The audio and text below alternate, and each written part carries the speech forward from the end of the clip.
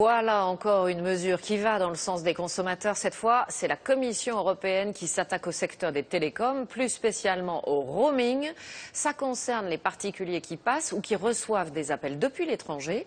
Ils étaient soumis à des frais d'itinérance très élevés. L'Europe impose une régulation qui tire les tarifs vers le bas. Détails et explications François Baudonnet et Sylvain Vimance. Chaque année, 40 millions de touristes européens téléphonent, envoient des SMS ou vont sur Internet depuis un autre pays que le leur. Et sur la flamboyante Grand Place à Bruxelles, toutes les nationalités disent la même chose. C'est très cher pour moi.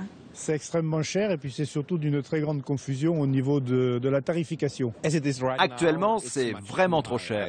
Si l'Europe est une idée ou c'est une idée qu'il n'y a plus de frontières, il ne doit plus avoir non plus des frontières téléphoniques. Un jet de pierre de la Grand Place. La Commission européenne voudrait donc que ces frais d'itinérance ou roaming disparaissent complètement.